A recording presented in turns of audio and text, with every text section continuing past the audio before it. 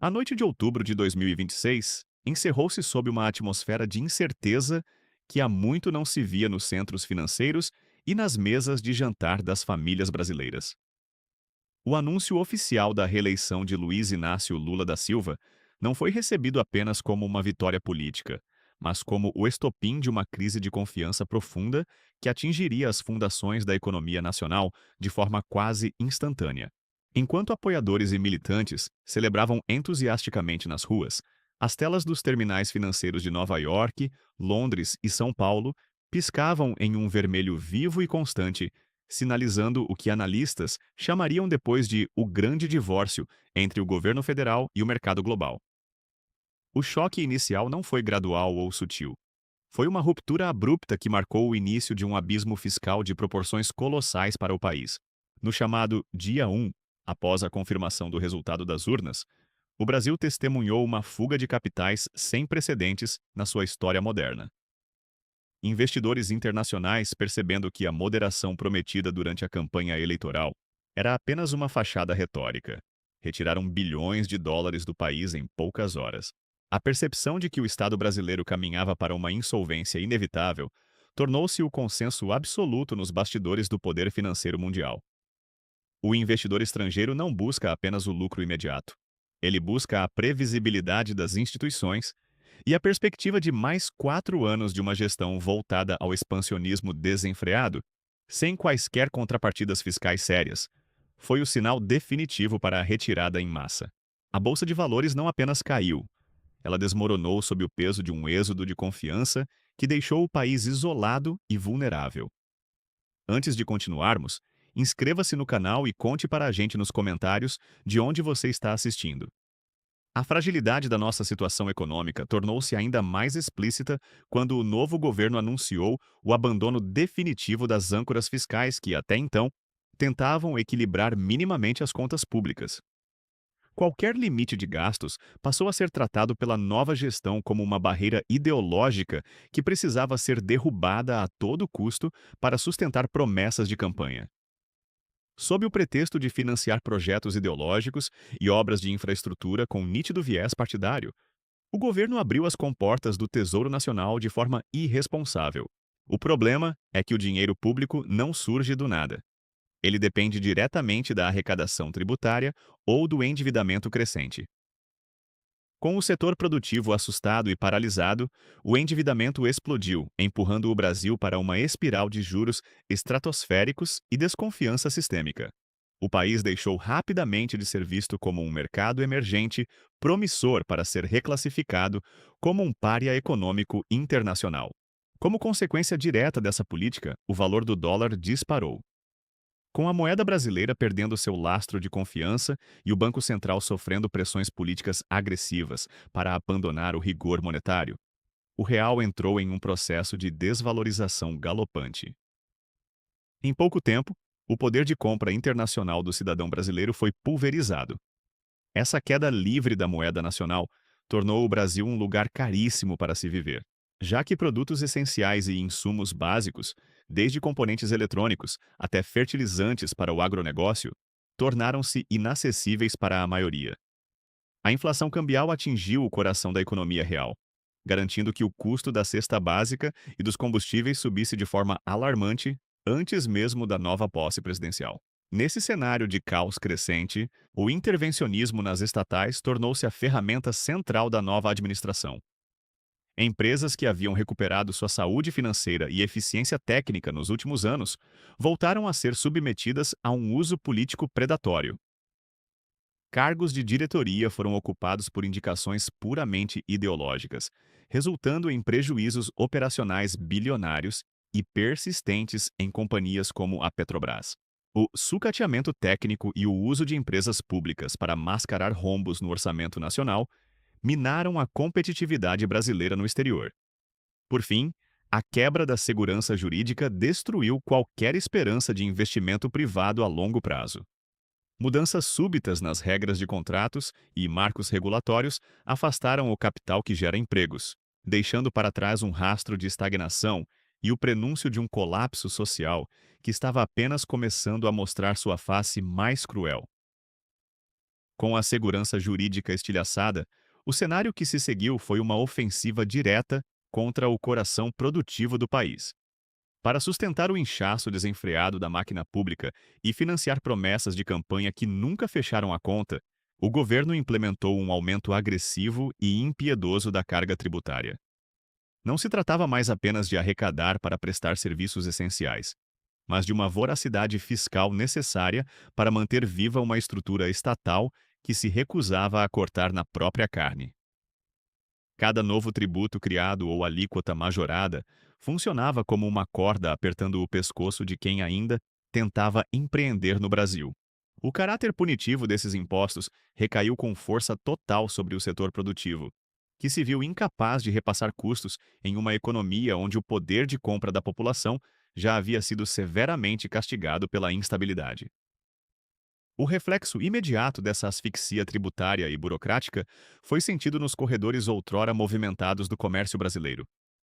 Pequenos e médios lojistas, que representam a espinha dorsal da economia local, começaram a fechar suas portas em uma sucessão desesperadora de falências.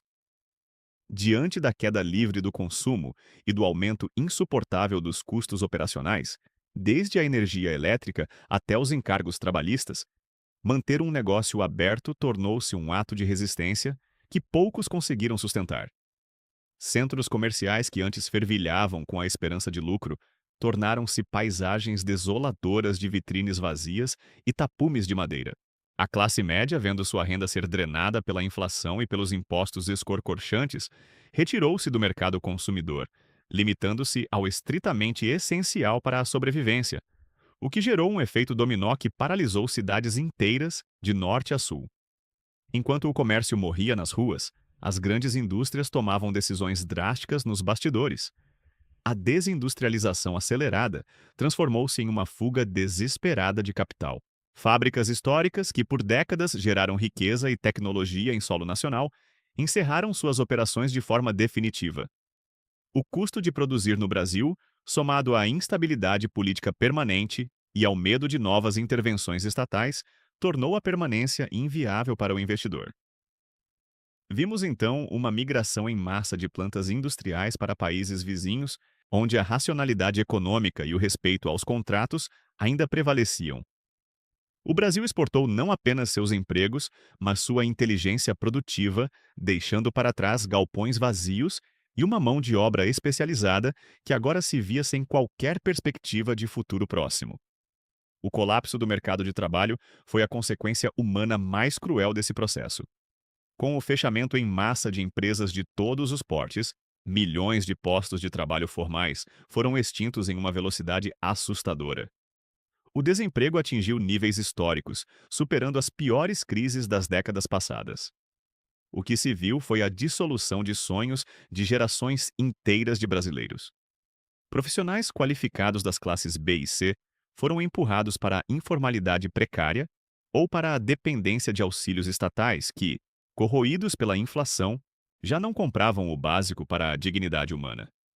O sentimento de inutilidade e o desespero social espalharam-se pelas grandes metrópoles, onde a luta por uma ocupação digna tornou-se uma batalha perdida para a maioria silenciosa.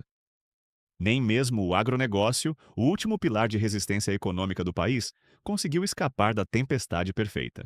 A paralisia do campo foi orquestrada por uma combinação letal de retórica política hostil e falta de crédito. Conflitos de terra, incentivados por discursos de divisão social vindos das mais altas esferas do poder, trouxeram a insegurança para as porteiras das fazendas. Sem a garantia jurídica de que poderiam colher o que plantaram e sem financiamento para as safras, muitos produtores reduziram suas áreas de cultivo. A produção de alimentos, o orgulho nacional por tanto tempo, começou a minguar, preparando o terreno para uma escassez que logo chegaria às mesas dos brasileiros, através de preços astronômicos e prateleiras vazias. Em meio a essa terra arrasada no setor privado, a máquina pública brasileira comportava-se como uma entidade alienígena, alheia ao sofrimento geral. O inchaço do Estado tornou-se obsceno, com a criação de novos cargos e uma burocracia gigante que servia apenas para autopreservação e controle político. O contraste tornou-se insuportável, Enquanto as empresas morriam e os trabalhadores perdiam tudo, a casta burocrática permanecia protegida em seus privilégios, sustentada pelos últimos recursos que o governo conseguia extrair da população através de taxas abusivas.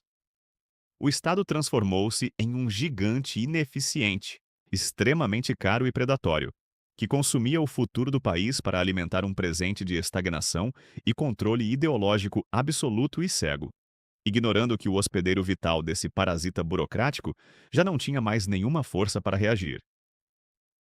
O impacto dessa desorganização produtiva e fiscal não tardou a atravessar os muros das empresas e chegar de forma avassaladora ao prato do cidadão comum.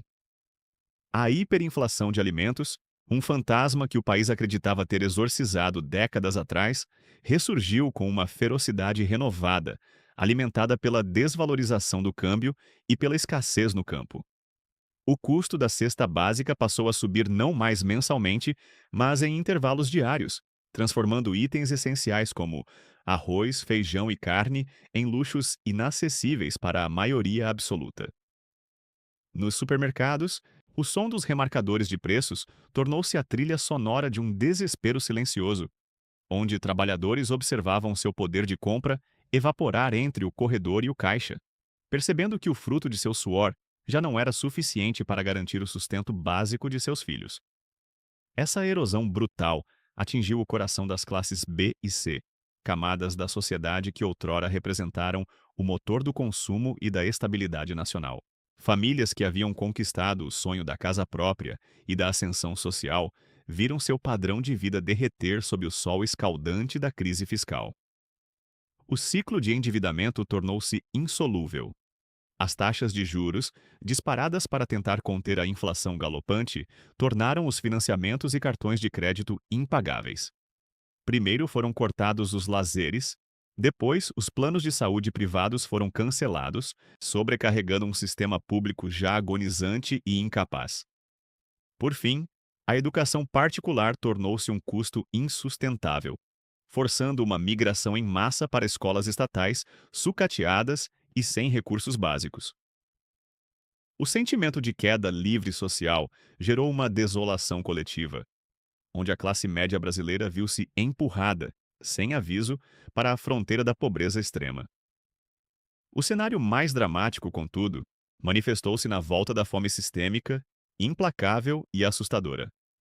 A insegurança alimentar deixou de ser uma estatística distante de bolsões de miséria isolados e passou a assombrar o centro das grandes metrópoles e capitais.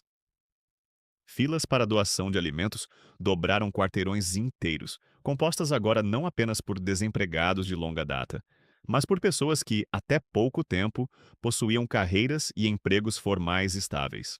A desarticulação das cadeias de suprimento e o encarecimento logístico fizeram com que o desperdício convivesse com a carência absoluta. O Brasil, que outrora se orgulhava de ser o celeiro do mundo, passou a ver sua própria população revirando Descartes em busca de sustento. Um retrocesso humanitário que feriu profundamente a alma da nação e expôs as vísceras de uma gestão econômica pautada pela cegueira ideológica e pela falta de pragmatismo. Enquanto a fome avançava, o Estado, tecnicamente insolvente, assistia ao sucateamento irreversível dos serviços públicos essenciais. Sem recursos para a manutenção básica, hospitais transformaram-se em cenários de guerra, onde a falta de insumos simples como gás, seringas e anestésicos tornou o atendimento médico uma loteria cruel. A segurança pública, asfixiada pela falta de investimento em viaturas, combustível e inteligência policial, entrou em colapso completo, permitindo que a criminalidade organizada ocupasse os vácuos deixados pelo poder público. O cidadão, já empobrecido, tornou-se refém de uma violência urbana sem precedentes, vivendo sob o medo constante em cidades onde a iluminação pública e o patrulhamento tornaram-se raridades. O contrato social rompeu-se de forma definitiva. O Estado continuava a cobrar impostos extorsivos da população, mas já não era capaz de garantir sequer o direito básico à vida e à integridade física de seus contribuintes. Nesse ambiente de degradação generalizada, iniciou-se uma fuga de cérebros sem paralelos na história moderna brasileira. Profissionais altamente qualificados, Médicos experientes, engenheiros renomados, cientistas e especialistas em tecnologia decidiram que não havia mais espaço para o talento em solo nacional e começaram a abandonar o país em busca de segurança e previsibilidade no exterior. Os aeroportos tornaram-se palcos de despedidas amargas, onde o capital humano mais valioso do país partia para nunca mais voltar, levando consigo o conhecimento necessário para qualquer tentativa de reconstrução futura. O Brasil perdia sua inteligência e sua força inovadora, transformando-se rapidamente em um território de mão de obra desqualificada, desiludida e totalmente desesperançada. Ao final desse ciclo de destruição, o que restou foi um Brasil transformado em uma economia de escombros, um pária internacional observado com piedade pela comunidade global. A insolvência técnica do Estado não era apenas financeira, mas moral e institucional. A esperança econômica que um dia alimentou os sonhos de milhões de brasileiros foi substituída por uma luta diária, bruta e exaustiva pela simples sobrevivência física. O cenário apocalíptico desenhado a partir da noite de outubro de 2026 tornou-se a realidade palpável de uma nação que, ao ignorar os fundamentos da responsabilidade e da lógica econômica, condenou seus filhos a um futuro de miséria, isolamento diplomático e irrelevância absoluta no palco mundial. O sonho do progresso foi enterrado sob o peso de escolhas desastrosas, restando apenas o silêncio triste de um país tecnicamente quebrado e sem alma.